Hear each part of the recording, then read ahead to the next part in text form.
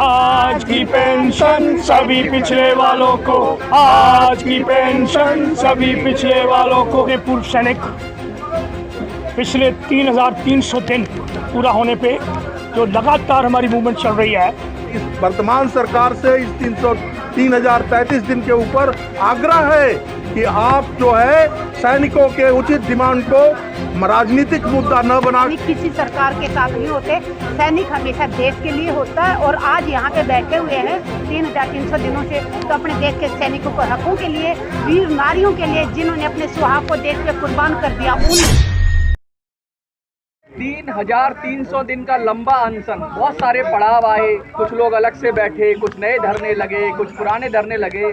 अंतोत्कचवा मैंने देखा बहुत सारे पुराने चेहरे आज आपके साथ फिर खड़े हुए हैं, क्या कहेंगे आप? प्रेस के बंधुओं, हम यहाँ अपने पूर्व सैनिक पिछले 3,300 दिन पूरा होने पे जो लगातार हमारी मूवमेंट चल रही है, पीसफुल प्रोटेस्ट मूवमेंट, जो हमारे कुछ मुद्दे हैं उनको पूरा करने के लिए। वैसे ये जो मूवमेंट है, इसको शुरू किया गया था 27 अप्रैल 2008 को। उसको तो तकरीबन 16 साल से भी ज़्यादा दिन हो गए। इसको भी अभी 7 साल के करीब होने लगे हैं, 3300 दिन।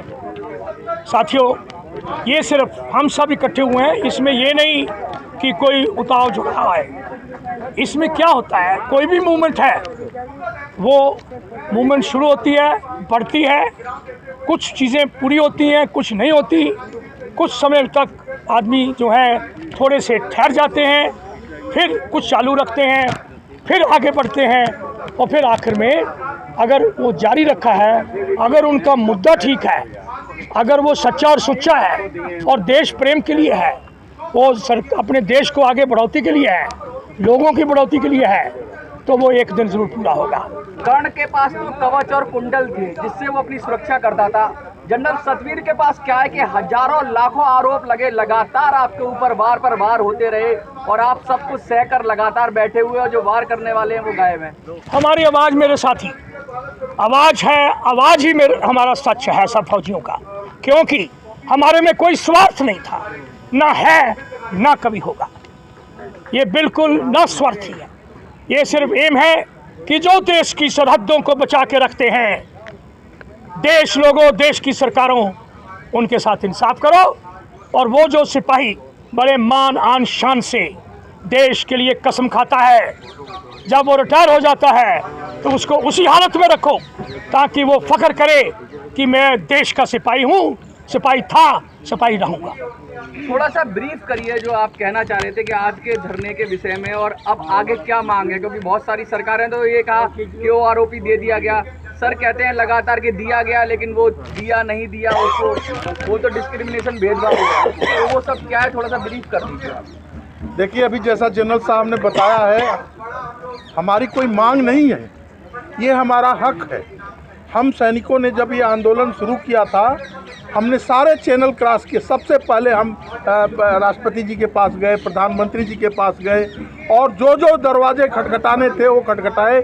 जब कहीं से हमें कोई पॉजिटिव नहीं आया तो हमने धरना शुरू किया 2008 में, और आज ये हो गया क्या 2024। आप सोच लो कि तकरीबन 16 साल से धरना चल रहा है, और जनरल सतवीर साहब ने अपने सेहत की परवाह नहीं की, कितने इनके ऊपर आफत आई फिर भी। तो आपने अभी जो सवाल किया था उसी को कंटिन्यू करते हुए मैं बोलता हूँ, डिटर्मिनेशन एक इच्छा शक्ति होती है, फौजी का एक पावर होता है। उस पावर से जब बैठता है, किसी सच्चे मुद्दे के लिए फौजी बैठता है, तो एक इतिहास बनाता है। आने वाले टाइम में आप देखेंगे कि इसी शांतिपूर्ण तरीके से हमने बहुत कुछ अपना डिमांड नहीं, हमारी जो ज़रूरतें थे उसके लिए लड़े हैं, मिला है, लेकिन अभी भी बहुत कुछ बाकी है, और उसके लिए हम सारे सैनिक इकट्ठे हैं। मंच चाहे कोई हो, फॉर्मेट चाहे कोई भी हो, सब एक ही मुद्दे के लड़ रहे हैं, सैनिकों के वेलफेयर के लिए। क्योंकि आज जो सैनिक सीमा पर बैठा है, कल वही एक सर्विसमैन बनेगा। और जो यहाँ पर बैठे हुए हैं, इन्होंने कभी लाल रिबन लगाकर, लाल टोपी लगाकर फौज को कमांड तो जो वहाँ बैठे हुए उनका मॉरल जो है इन्हीं सैनिकों के ऊपर डिपेंड करता है और वो भी हमारे साथ हैं। इसलिए हमें इस वर्तमान सरकार से इस 3033 दिन के ऊपर आग्रह है कि आप जो है सैनिकों के उचित डिमांड को राजनीतिक मुद्दा न बना करके इसको जो है सैनिकों के सम्मान के लिए इनका जो मांग है। आधिकारिक रूप से आज सरकार का गठन हो गया क्योंकि प्रोटेम स्पीकर ने शपथ दिला दी, अब हमारे स्पीकर का भी चुनाव हो गया। जो लोग अभी कुछ दिन पहले तक धरने पर थे, राजनीतिक रूप से उन्होंने चुनाव भी लड़ा, लेकिन आपको मैं देख रहा हूं कि आप OROP के लिए तब भी थे लगा और अब भी हो। कोई राजनीतिक, क्या आपकी इच्छा शक्ति नहीं है, कोई इच्छा नहीं है, राजनीतिक इच्छा नहीं है कि आप भी कोई पॉलिटिक्स करोगे? कि लाखों लोग, हजारों लोग आपके भी फॉलोअर हैं, तो आप भी राजनीति में जाने के लिए क्या डिमांड ना कभी थी किसी तरफ जाने के लिए, सिर्फ हमारे हक के लिए हम इकट्ठे हुए। हमारे अभी 13 मुद्दे हैं जो सरकार ने नहीं किए।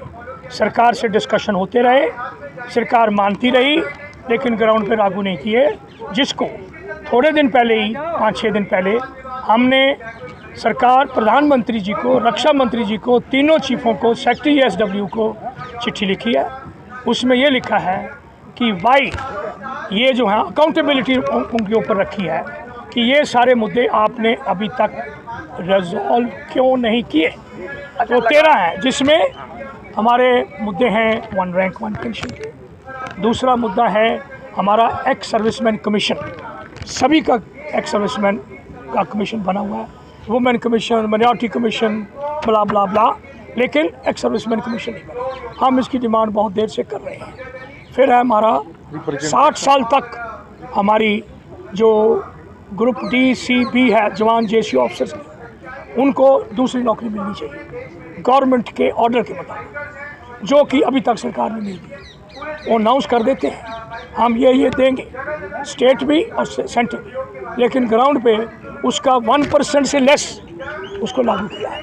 तो हमारे जवान रिटायरमेंट होने के बाद उनको पर फोर्स वो जाके किसी का सिक्योरिटी गार्ड बनना पड़ता है। क्या ये चाहते हो आप अपने सैनिक से, जो सरहदों के ऊपर दुश्मन के ऊपर गोली चलाकर दुश्मन को बर्बाद करता है, लेकिन जब वो घर आ जाता है तो उसको उस लायक नहीं रखते कि वो बड़े फ़ख्र के साथ कहे कि मैं देश का सिपाही हूँ। इसलिए आरोप लगता है सर, सुनो, इसलिए ये आरोप प्रतिरोप कुछ नहीं। लोग कहते हैं कि सरकार आपकी सुनती है, आप कह देंगे, आप कहते हो तो काम हो जाता है, हम कहते तो नहीं सुनता।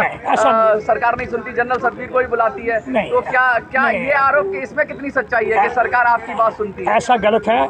जब भी हम गए, ये मेरे JCO साहब हैं, ये मेरी लेडी शक्ति है, खुद ही इसका जवाब आप खुद देख रहे हैं। अगर जनरल सतवीर, ये मेरा हवलदार है, वो मेरा हवलदार है, तो ये मेरे ब्रिगेडियर साहब हैं। 3000 तो आप यहीं देख लो कि जब भी हम गए ये सब साथी साथ जाते थे। सुनती है सरकार आपकी, ऐसा माना जाता है? नहीं, देखो, मेरी नहीं सुनती, क्यों नहीं दे रही? मेरी नहीं सुनती, सैनिकों की आवाज़ को सुनती है कि एक सच्ची आवाज़ बोल रहे हैं। तो और जोर से उठेगी अभी आवाज़? हमेशा चलती रहेगी। हम ये नहीं करेंगे अभी उठेगी, पहले थी, अभी है, आगे जारी रहेगी। आप कुछ कहना चाह रही हैं? मैं यही कहना चाह रही हूँ, जो लोग आरोप लगाते हैं कि ये जो बैठे हुए हैं ये सिर्फ प्रधानमंत्री के खिलाफ है, उनको सोचना चाहिए ये आंदोलन 2008 से चल रहा है, जब मनमोहन जी की सरकार थी। तो इसलिए जो झूठा आरोप लगाना सैनिकों के ऊपर, सैनिक किसी सरकार के साथ नहीं होते, सैनिक हमेशा देश के लिए होता है। और आज यहाँ पे बैठे हुए हैं 3300 दिनों से, तो अपने देश के सैनिकों को हकों के लिए, वीर नारियों के लिए, जिन्होंने अपने सुहाग को देश पे कुर्बान कर दिया, उन बहनों के लिए, यहाँ पे उनके हकों के लिए कितने दिन और यहाँ बैठना पड़े, हम बैठेंगे और अपना हक, असली हक, वो आरोपी 1 रैंक 1 पेंशन की परिभाषा जब तक सरकार लागू नहीं कर देती तब तक डटे रहे। कोई संदेश जो हजारों लाखों लोग देखेंगे अलग अलग चैनलों के माध्यम से, उनको कुछ कहना चाहेंगे? यही है कि जो हमारी मेन डिमांड है, डिमांड तो 12-13 हैं, जिसमें हेल्थ केयर है, ये एक्स सर्विसमैन कमीशन है, रिजर्व वैकेंसियाँ हैं, लेडीज़ की जो पेंशन है वो कम कर दी जाती है, वो बराबर करनी चाहिए, और जो हमारे ऑनररी रैंक्स हैं उनको ऑनररी रैंक्स की पेंशन मिलनी चाहिए जो नहीं दे रहे। तो ये सारे कुछ मुद्दे हैं, हमने सरकार को लिखे हैं। लेकिन हमारा एक मुद्दा, अरे मेरी सरकार हो, जो भी सरकार हो, मेहरबानी करके उसको सही तरीके से लागू करो। वो क्या है, हम दोबारा बोलते हैं, आप रिकॉर्ड करके भेजो। आज की पेंशन सभी पिछड़े वालों को, आज की पेंशन सभी पिछड़े वालों को, अगले साल की पेंशन सभी पिछड़े वालों को, अगले साल की पेंशन सभी पिछड़े वालों को, एक जैसी सर्विस और एक जैसा rank, one rank one pension, one rank one pension, ये लागू करें। फौज है तो देश है, और फौजियों के लिए देश से बढ़कर कुछ भी नहीं। ये पूरा करें, धन्यवाद होगा। हम यही कहेंगे, हम कुर्बान होने के लिए तैयार हैं जब भी देश की जरूरत होगी। तो सैनिक एकता जिंदाबाद, भारत माता की जय जय जय।